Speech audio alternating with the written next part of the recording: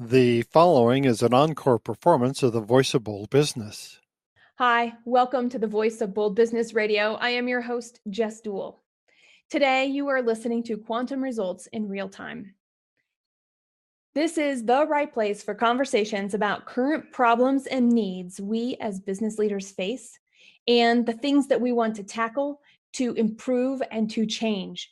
The Voice of Bold Business Radio hosts discussions and interviews about what it means to develop culture and build organizational tenacity. Today, we have special guests, Allan and Dianne Collins, and I'm going to introduce them to you in just a minute. What I would like to say first is that the book, Do You Quantum Think, is something that has improved not only my business results, but my personal results in relationship with everything. Okay, the relationship with everything. More awareness, taking the awareness scale that I use, the work that I am actively doing, the conscious effort putting into being aware, it takes it to a new level with mastery. And that is what my goal with today's conversation with Dianne and Allan is all about. What can we do to get to that next level? How do we maximize that next level? How do we choose it consciously all the time for mastery? I'm going to introduce you now to Dianne Collins, who is the leading authority in New Worldview thinking, and she is the author of 6-time award-winning bestseller, Do You Quantum Think? She is a visionary thinker, writer, creator, and producer, and she is passionate about showing people new ways of seeing that can make their life sublime. Also with us today is Master Quantum Think coach Allan Collins, who emanates his natural inclination to have people be successful in all areas of their lives. He is exceptionally talented and intuitive and touches directly on what is most significant for people, which instantly can connect them to their power and to be able to go forward, living in the moment and living their dream. You will meet them right after this. Welcome to the Voice of Bold Business, the show that provides everything smart leaders need to evaluate situations, build relationships, and create solutions. Jessica Dewell candidly talks about the skills necessary to build tenacity and do more with less. And now, here's Jessica. So we set a big intention for this show, didn't we? Here we are talking in the room. We're talking about confidence. We're talking about this need of mastery in our conversations prior to the show. And I think we need to start with a definition of mastery. In the world of quantum think, what does mastery actually mean? To me, it means being able to be in command, not necessarily in control. And it's a very important distinction because control, you're trying to push and force and shove. And that's really what we lovingly call the old world, industrial age worldview with all the militaristic language. Whereas from a quantum worldview, we're talking about the wording like organic, being in the flow, the kind of thing that you say a lot, Jess. We know that whatever happens on this show, it's exactly the right thing. So when you're talking about mastery, though, it's more precise in the work that we do in QuantumThink. And that is learning to master, actually the mantra of QuantumThink, official, unofficial, master your mind, master your life, learn about how our inner states work. It's really about being in command and having that certainty. You can access that state of command of yourself, regardless of circumstances. What would you say, Allan? Two types of mastery. There's the mastery in the circumstantial world, where you're mastering a career or you're mastering a sport or you're mastering something that you're doing. In the context of quantum think, as Dianne has been putting it forth, being able to make a distinction between my thoughts that are just coming through me, and being able to observe them and be able to think, sort of make a distinction between thoughts and thinking, to be able to think about them and see the thoughts and have a choice. And the mastery lives in the choice where you can choose to go with the thought, or you can stop and think about it. And at that point, you would have a choice about creating something else if you wished. That is a level of personal mastery that I work on for myself. And it's not easy because you got to be very aware at every moment, really, because thoughts are coming in thousands of seconds. It does take a lot of awareness, but that's part of the mastery because you're gaining self-awareness. I have 3 levels of awareness that I talk about. First, we recognize what happened when it's over. Oh, we did that again. Really, this always turns out that way. Wow. I wonder if I could recreate this because it was so amazing. Before you give us the other 2, Jess, we have these clients that were so adorable. I mean, they're very smart in Manila, Philippines. They call that a post-QT moment. So the QuantumThink, you're aware of the moment, but what you're talking about, oh, that happened post-QT. Perfect, because it happens after. It's like, oh, now there was something I need to be aware of, and I didn't know I needed to be aware of it. So that second level is now we're in the middle of it. And usually people recognize when they're in the middle of it, not when it's a good thing, but it's a bad thing. Oh, I'm in the middle of it. Here I go again. Here this is happening again. I guess I'm in for the ride. The awareness changes. We have this new aha moment that when we grasp onto, we can go, wow, how neat is this that we actually have some sort of control? And Allan, when you started talking about the distinction of thoughts versus thinking, that this first shows up. And it's interesting to watch in groups. And I know you guys do a lot with this as well in groups. And the third is that moment of mastery, as you both described it, where we have that moment that we can draw out, and it might seem really long, even though it is a microsecond of having the choice, and everything slows down and it becomes clear, and then you recognize you have the choice before anything happens. So you can go for the ride you've always been on. You can also go someplace else. That third way that you just mentioned, athletes would call that being in the zone. When everything slows down. There was an ad one time in Miami Herald for the tennis tournaments that are here in Miami. The ad said, on a good day, it looks like a beach ball. And that's really like the slowing down. A beach ball coming over the net, you would have all the time in the world to be able to get to it and put it exactly where you want it, as opposed to a tennis ball coming at you at Mach 1 speed. The thing about mastery is you have to choose it consciously. Do you want to live a masterful life or not? And you always have another chance to choose a life of mastery. So what does it mean? And we have a distinction in QuantumThink, which is a set of 21 distinctions in New Thinking, is called success to mastery on a good day. So you could say that level of being in the zone is circumstantial. Like you woke up, you were in a good mood, you felt good, the sun is out, there's no wind on the tennis court, whatever it is. But what we're talking about mastery is more like a martial arts master.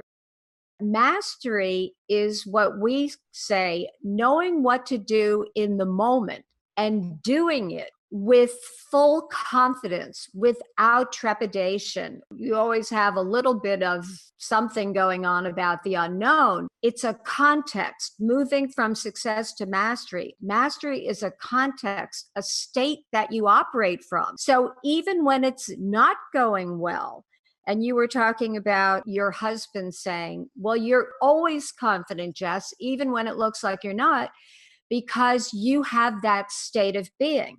And so when you talk about, well, what is it to live in your business, to operate in your business, in your life from a state of mastery? That's what it is.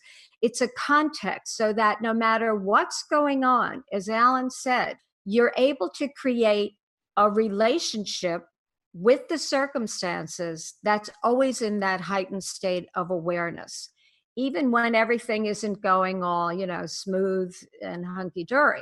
When things are not going hunky-dory, we tend to revert quickly and faster than we even realize back to patterns that have gotten us through before.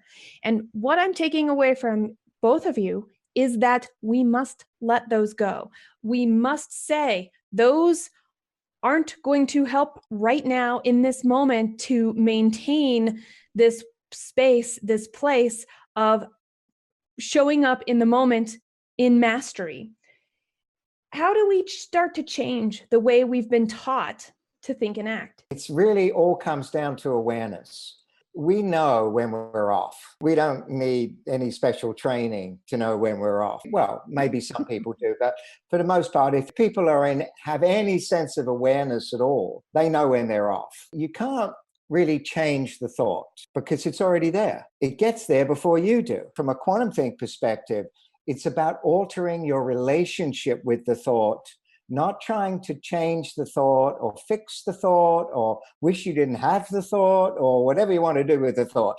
It's not about any of that. It's recognizing what we call a least action pathway, an automatic mechanical thought that we didn't choose. We wouldn't choose to have a negative thought about ourselves, and we absolutely wouldn't choose to have a negative thought about a good friend, a family member, a husband, a child, or anything like that. So we're not choosing these thoughts.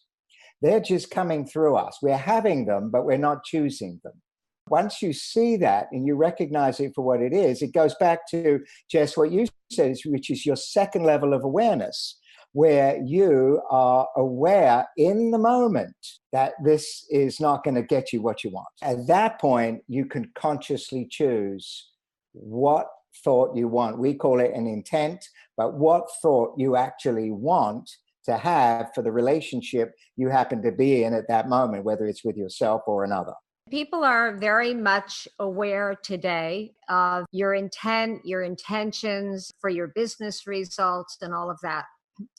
We make a distinction between positive thinking and quantum thinking. Positive thinking, you're in the moment, you become aware, and you have a thought, I don't know if I can reach my business goal this year or this quarter. Let's make it a little shorter. Then you realize that our habits of thinking do condition our state and give rise to what we emanate, what we resonate, what we attract. It guides the trajectory of our actions. So we don't want to be living in that state of, I don't think I can do it, right? Then you say, oh no, I can do it. You go from, I don't know if I can do it, to, oh yes, I can do it, I can do it, I can do it, right? But you're still holding in your state of being, in your resonant field, and I'm using a little bit quantum technical language, you're holding that negative thought as if there's some fixed reality about it. Allan says it's like putting jelly on top of peanut butter, taking a bite and pretending the peanut butter is not there. So if you have a positive thought or a positive affirmation, you're trying to cover it up, the thought that you're really holding in your state of being. Quantum thinking, you realize, very important, fundamental to the quantum worldview. There's no fixed and absolute reality. There's no way that he is, she is, my business is, the economy is, the government is, the media is. That is, you could say, a quantum fact, that everything is energy in flux, informed by intelligence, and everything is always shifting and changing. And we're the focal point. We've been blessed by human birth with the ability to focus in and make a reality where it's infinite possibility. So what are we going to focus in on? It's like, what are you going to click on the internet? That becomes your reality in that moment. It's the same thing. What thought are you going to click on? We know that whatever negative thought we have been habituating, even if we've been doing it for years, even if you can point to, but he really is stubborn or whatever you're making someone, ising someone, we know as quantum thinkers, that is not the absolute truth fixed in stone for all time. That is not, as you referred to, Jess, earlier, it's not a helpful thought. So let's interrupt that. Call it just a thought. As Allan said, we call it least action pathway, the least creative action, the least conscious action, the way the energy goes, because it's been that route before, like a rut. And do what? Create intent. And this is where it becomes valuable to make this distinction, that when you create an intent from that place of awareness, it has power, because you know you are the one generating the context for a new trajectory for your business, for your actions, for your relationships. When we were having a conversation a couple of weeks ago, you were talking about those pathways and the Olympics were on. And so you were talking about it like the luge, where it's this super fast track because as you go down, it's melting and refreezing and it's entrenched, you said. There's a rut there. What you were talking about in the brain, please jump in at any point and take over because you know way more about this than I do, Dianne. Is it the mylar around our neural pathways? It's called myelinated, but I'm not a brain expert, but that's what it's called. You've got more language than I do. And so, and it encases all the way around like these tunnels. So it's almost like watching an ant colony where you can look in and see all of the different ways that these ants have decided to come together for their reality. And at any point in time, any one of those ants can go, I'm going to make a new path. We have the ability to do that. If I've got to make this new pathway and I choose to make a new tunnel, maybe it's going to be awkward at first. Can I start with a positive thought? Or do I really have to surrender to whatever that negative thought is and go, yeah, you're here. And yeah, I'm trying to cover you up.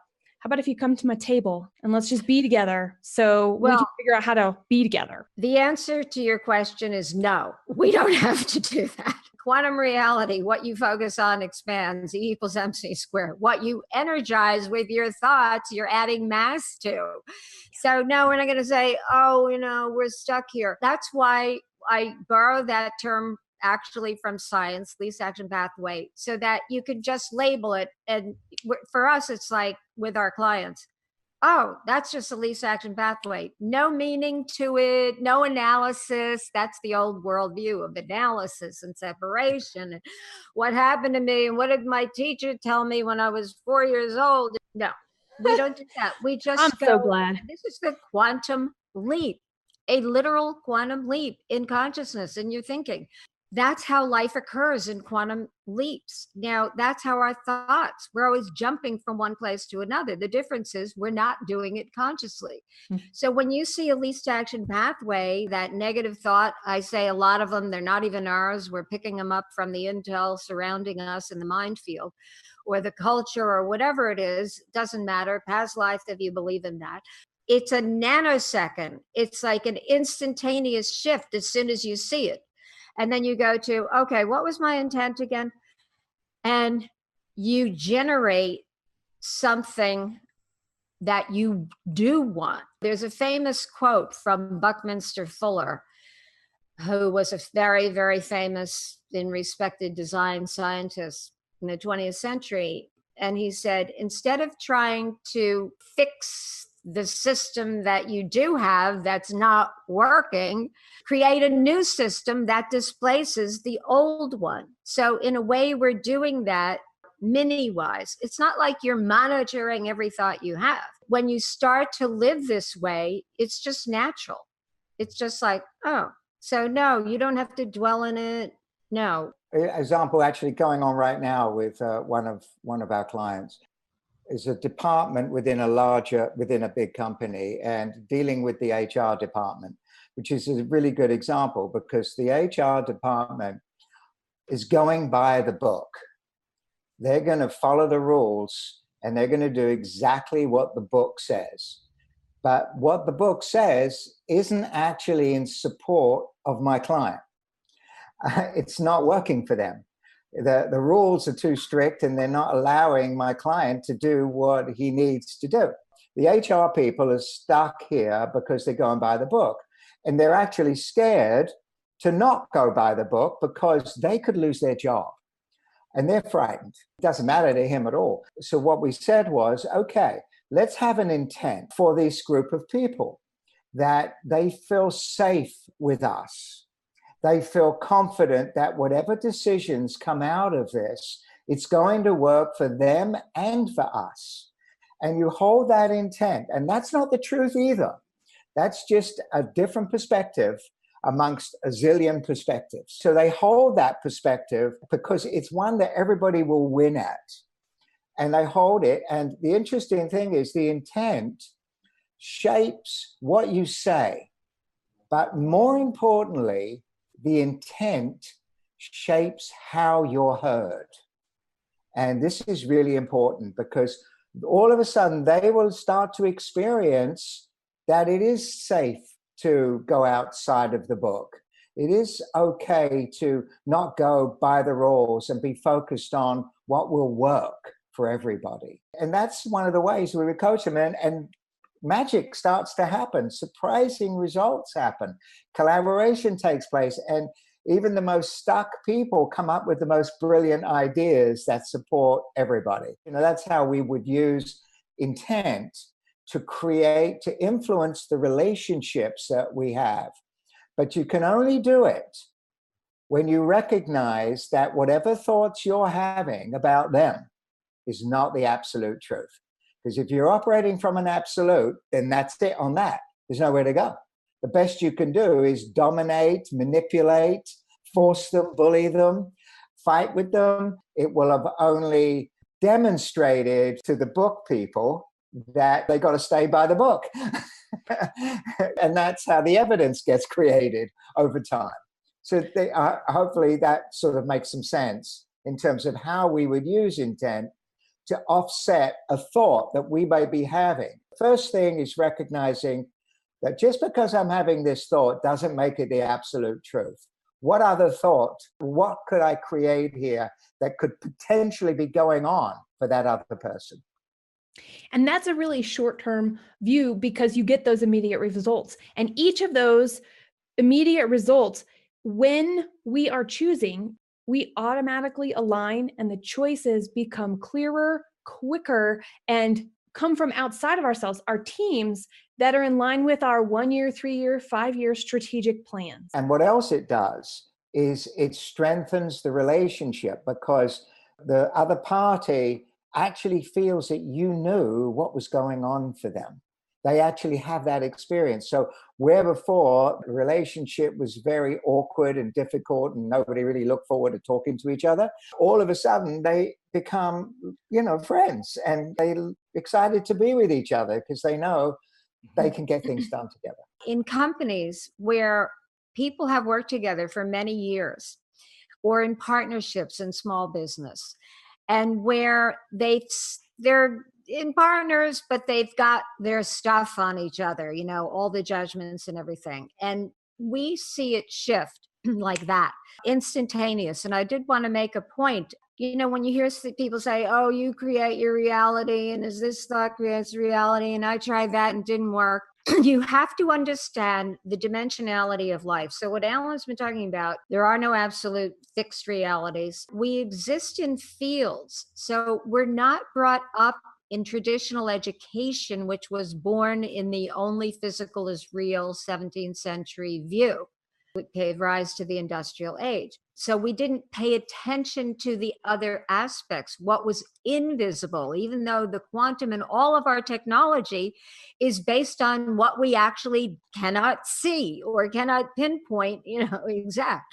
We exist in fields. Now, it is science, but you don't have to be a scientist to experience it. You walk into a room, right? You can walk into, let's say, a boardroom or a conference room, and people were in a very heated debate in there. You can feel the energy of it. We feel each other. We can sense each other. So what Allan was saying about intent actually shaping how other people hear you. It's more than just words that we're saying, because you're holding this in your state of being. And we know about states of being. We're in a peaceful state, we're in a harmonious state, or not, or any of the other states that we're in. And we know, or what we call a bad hair day, like, oh, I woke up on the wrong side of the bed and everything went wrong. Why? Because that's your state of being. And we're attractive field forces. Whatever you're holding in intent for another person, for a group of people, it's for the relational field. And it is experienced in the non-visible, in the invisible. And so it's not spooky, but actually Einstein called it spooky action at a distance. That's a famous quote from Einstein. Like, how did that work? The quantum, but it does work that way, this instantaneous action. So that was one thing. How does intent work? Does my thought really create anything or not? In the relational field, in the field of mind, intent, emotional field, that's where there's an instantaneous shift. And we see it in little children. 1 minute they're crying their eyes out, screaming, and you're thinking, whose kid is that? And then the next minute they're like, oh, I love that butterfly. And there's an instantaneous shift in state.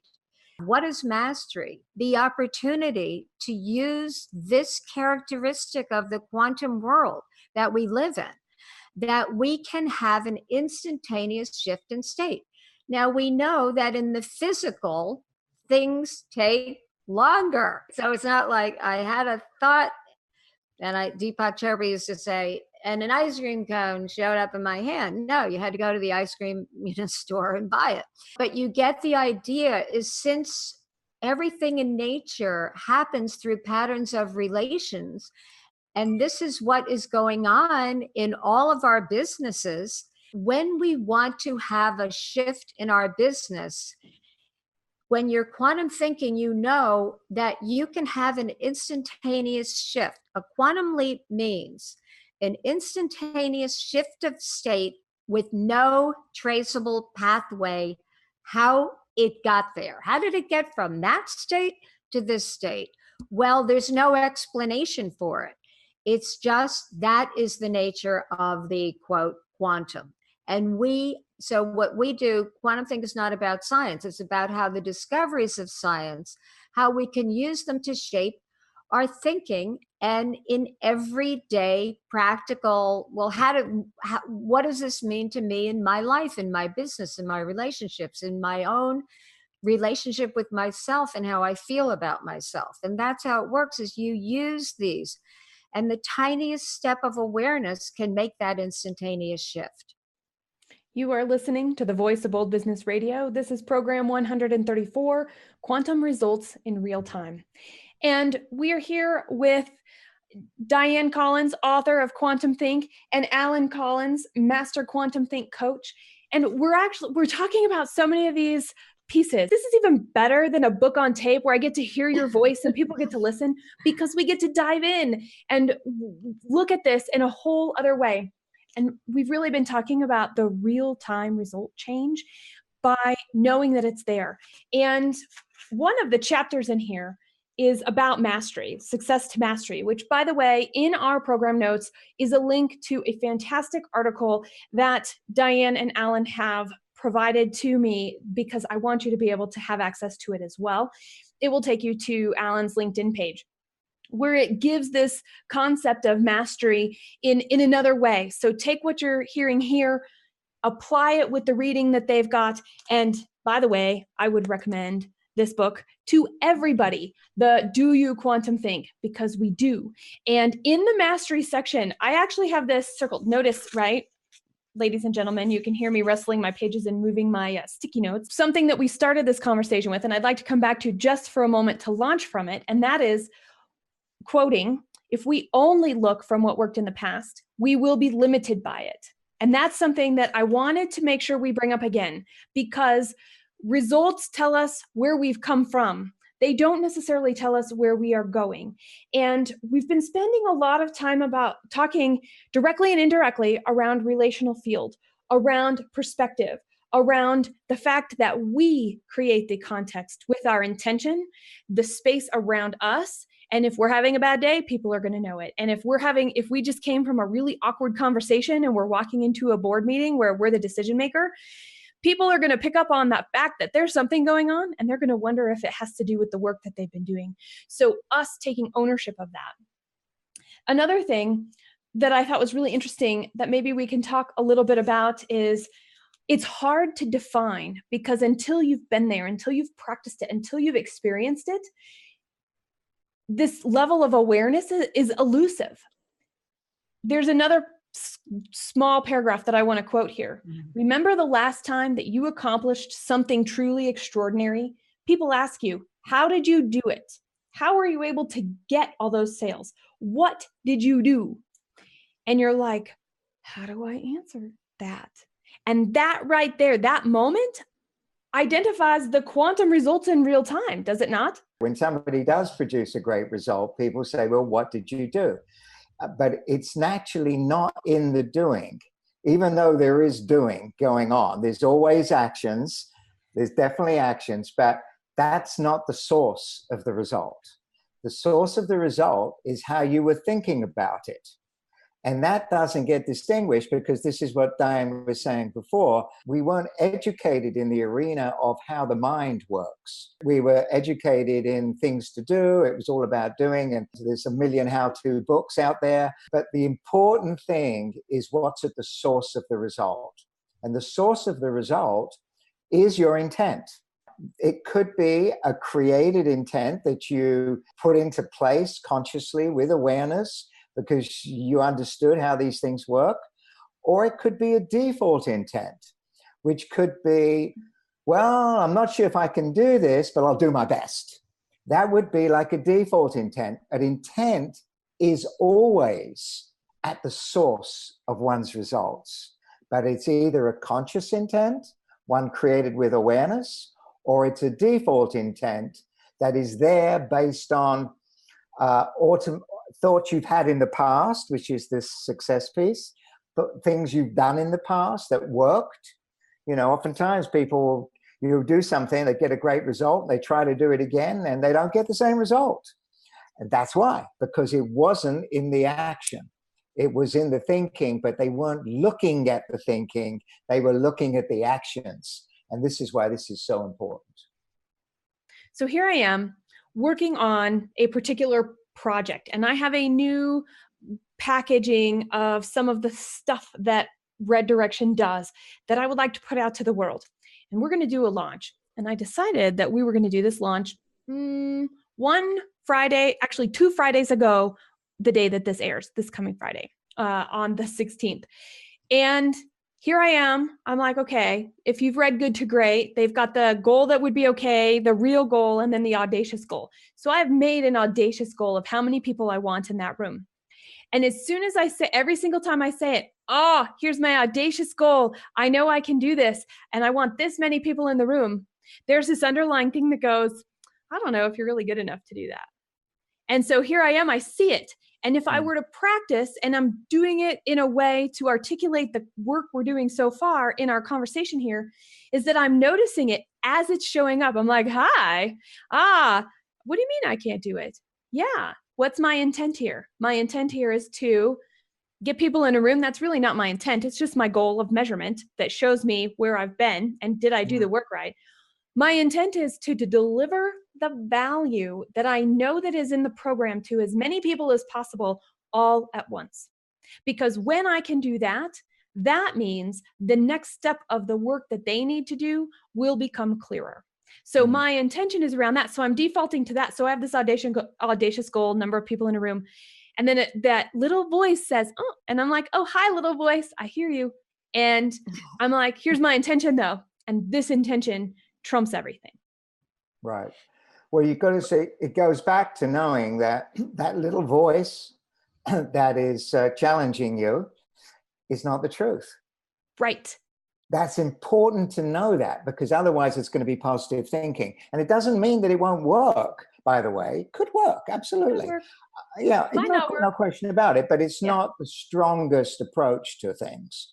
The stronger approach is recognizing that the little voice is coming for a visit, as you pointed out, but it's not the absolute truth. And you can actually create anything you want. Now, that doesn't mean you're not going to take actions. You want a full room, and even the intent that you had, I would add a little piece to the intent. It's not about just necessarily giving all the value, which you will do, obviously. That's part of it. But beyond that, you want people to experience the value. Yes. That is the key right there. Is that is the real intent, is that you know you have something that is valuable, and your intent is that the people that come are going to experience this in their lives instantaneously, or whatever you want to say about it. But it's their experience that you have the power to create. And people don't really recognize that. They usually stay on themselves and say, well, I want them to get my value. Well, they will. And and that's great. It's not an either or, it's both. But it's important to include them, because part of the QuantumThink perspective, and this is not just QuantumThink, this is known, throughout forever, is that everything is interconnected and everything is interrelated, right? So if everything is interconnected and you create an intent for yourself, like you want them to get the value, that doesn't necessarily mean that they will. But if you create the experience for them, you would have to be in that experience to create it for them. So it changes the behaviors I will take when I am doing this. All of us have been taught, there's some the current trend and buzz around this stuff does not take it to this next level that we are talking about, ladies and gentlemen. Yeah. This is the key, that magic space that is really hard to define, that means our success in replicating somebody else's plan versus figuring out what the right steps to do for us based off of the experience we would like somebody to have.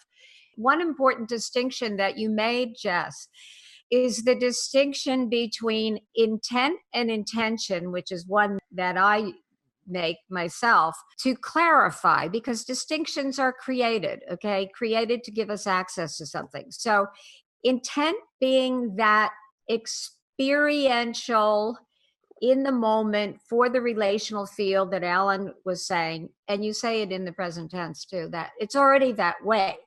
And as Allan was saying, when you're creating for the relationship, it has to be in you for it to happen. But the distinction between intent and intention being an end result or the measurable results. So as you said, the audacious goal, I want X number of people to be in that room.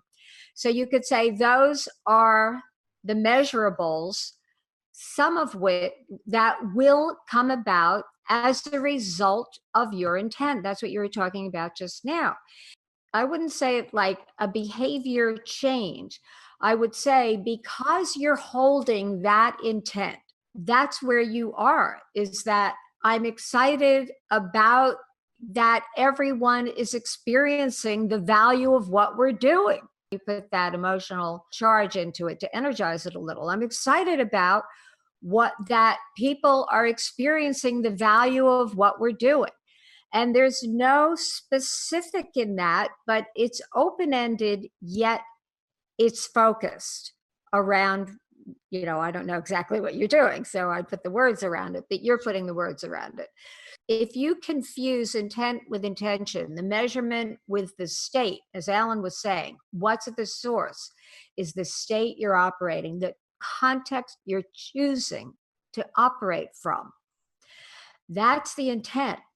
And it's activating the field. So what we would say to you, and I'm saying it now, is that your intent will generate many results where intention, you'll either get it or you won't. But when you create from intent for the experience of the value that your new clients, customers are having, that is where what we would say in the quantum domain, you can see maybe 10% of what's visible, even what we can imagine, you could put that in the 10%. The other 90%, I'm using it metaphorically, is what bubbles up from what we cannot see. All those serendipities, all those amazing, we call it quantum occurrences. You will get results you couldn't see, Jess, as a function of your intent. But when you allow for it and you look for it, and it's because you're holding that intent for your customers. And you'll see it. And I'm looking forward to hearing about it. I will tell you. Okay. I will make sure. Yeah. And this is really good because you're right. We set these SMART goals that are whatever SMART stands for or whatever goal setting plan we have. And it in itself is working on an outcome that we can measure, which you guys have shared that is limiting. And yeah, but it's still good to have those. I think you need them. Yeah. We just can't stop there is what I hear you saying. Right. Right? Exactly. To be boundless, we allow more in. Each one of the QuantumThink distinctions, and as Dianne said, there are 21 of them that make up the system of thinking. Each one of the distinctions has a recreation to it for your awareness and for your mind, so that you can practice being aware about certain things and obviously about yourself. And the interesting one about success to mastery that I love is listening from not knowing. Now, this is really fabulous because you can listen from not knowing circumstantially. Like, for example, if I went to Japan today and I was in Japan and somebody was talking to me, I literally wouldn't understand a word. And that is a circumstantial not knowing. But here, what we're talking about is a little different. You can listen to another person, including yourself, by the way, where you consciously listen from not knowing, knowing that today, this moment, the very moment that that this is happening, is a new moment in time. No matter how the circumstances were, whatever variables were going on then, they're not going on now. This is a moment in time that is fresh. Every moment is fresh. So by bringing your listening to a place where you can actually listen to somebody from not knowing, consciously listen from not knowing, you will be amazed at what you hear. And even the people that you're the most familiar with, your husband, your children, your parents, your brothers and sisters, the people you work with and you've worked with for 10 years, and you're pretty sure you know what they're going to say at any given moment in every situation. Like me, Allan, right? You do it with me. Like you, absolutely. Dianne and I have to do this together all the time. But when you're consciously listening from not knowing, you will hear what they're saying in a fresh way. It'll be new in that moment, and it will open up a whole new possibility for how to work together. And and ideas that might be bubbling up here in the conversation, it will be heard in a completely fresh and new and exciting way. And people are always surprised, pleasantly. It makes me think about resiliency, that this practice, this thinking to think instead of thinking our thoughts are thinking. Well, say that a little fast. I like that. It's building resiliency. And when we're talking about organizational culture and we're talking about organizational change, this concept of resiliency is something that from the smallest to the largest organizations, figuring out how to adapt quickly and invoke and create lasting change comes up. What are the benefits that come from, and does it really even build resiliency when we think about this concept of quantum results in real time in relationship to longevity and resiliency within an organization? So we're always in the context of the era, ERA, that we're living in. And of course, the big buzzword in business today is disruption. And so when you think about the benefits, I want to give just a big picture view on this, Jess. Thinking as a system, right? The thinking system that's born from the 17th century, and that gave rise to machines. And then around, starting with Einstein and the quantum physicists that followed, gave rise to what? This quantum mind domain with all that makes this technology that we're using right now possible.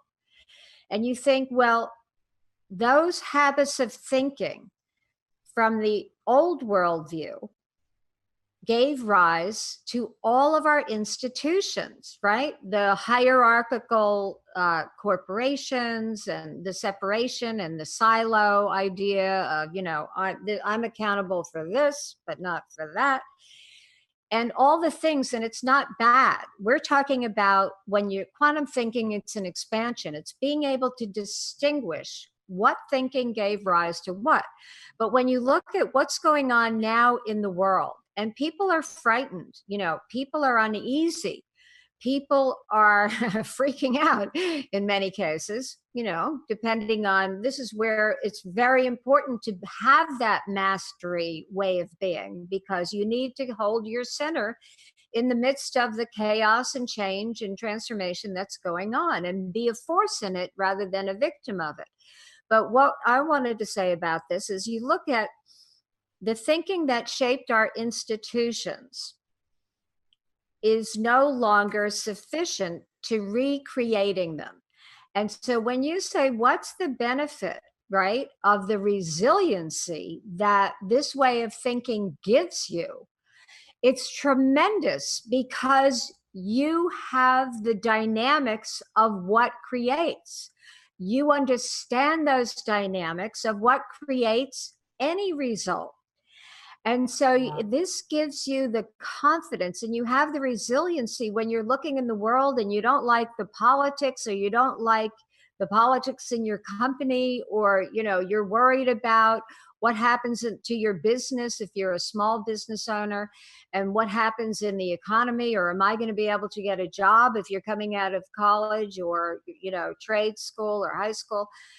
And all these things, all these circumstances, as we call them, that when you look in this picture that I'm talking about, you realize, oh, this is our human culture reshaping itself, restructuring certain systems that were born under an older, more limited way of thinking, as you said, you know, about, yeah, we need goals, but let's hold our goals, and important to make them, and let's not be limited by them. If something shifts, maybe you adjust your goal, you make a new goal, you make it shorter term, longer term, whatever. But this is the idea, is that this can make everyone feel better about what's going on now. When you look at it, oh, now we need to more expansive way of thinking, because we're undergoing this restructuring of many of our ways of being in our institutions that we've become accustomed to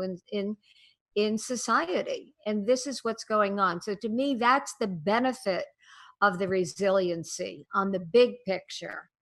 I'm sure Allan has a view. I was just thinking when you were saying that, Dianne, you know, wouldn't it be something if the politicians and the powers that be up there could look at the Constitution in that light?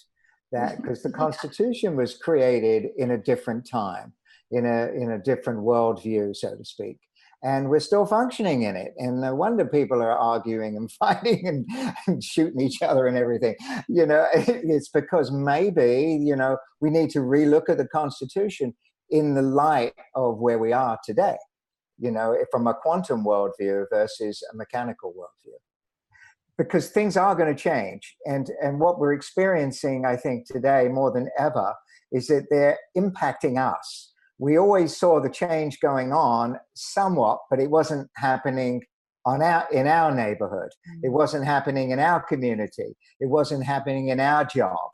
But now it's happening right there, and where everybody's feeling the effect of it. I would say the resilience is in the arena of having an intent for personal mastery.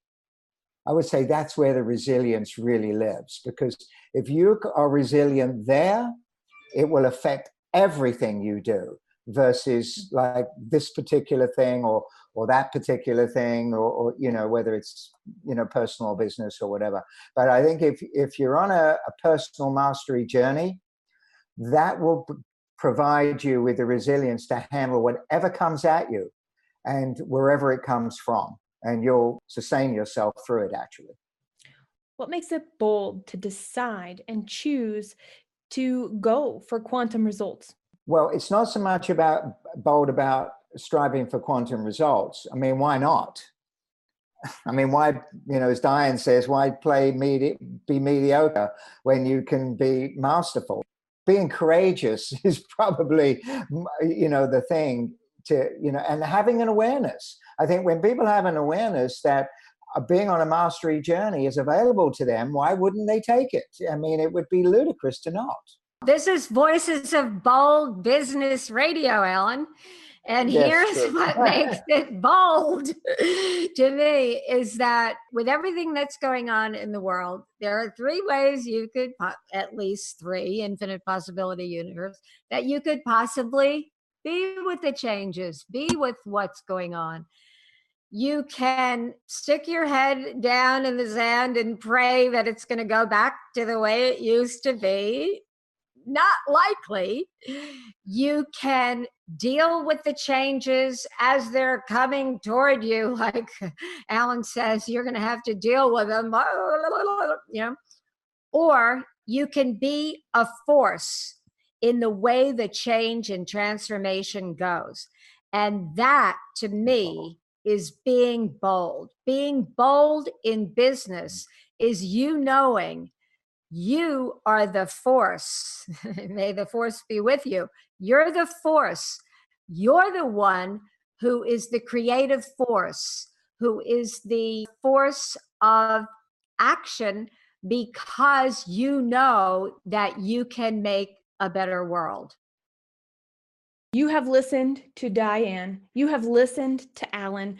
We have given you real life examples, not only from clients that they've worked with, but also just right here from me, Jess Dewell, that will shape the importance of what it means to become more involved with and aware of and have a relationship with thoughts and thinking thoughts.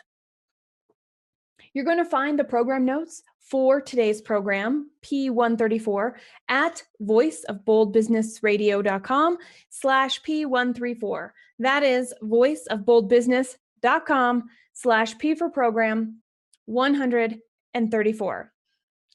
You can also search the site, Quantum Results in Real Time. Rate this program, share your comments. The ideas and the feedback that you have for the Voice of Bold Business Radio shape who we bring on, the information that you're working with, the problems that you face, the learning that you want, because it's our actions, it's our experience, it is the way we are showing up that defines what being an effective leader today is. You can listen to the Voice of Bold Business Radio where podcasts are sold. Through our experiences, when you share some comments, make sure to know that Scott and I will be watching for that feedback, and we may share it on air. We will call you out, we will share what you have to say, and we will also show some gratitude and some extra love for that. What can you do to recognize when to change your thinking to get quantum results in real time? Subscribe at thevoiceofboldbusiness.com and get more information, program notes, and past episodes. Bold leaders approach each situation and focus on action to achieve a higher level of leadership. Jessica Dewell, your business advocate, is the host of the Voice of Bold Business Radio. Thank you for joining us.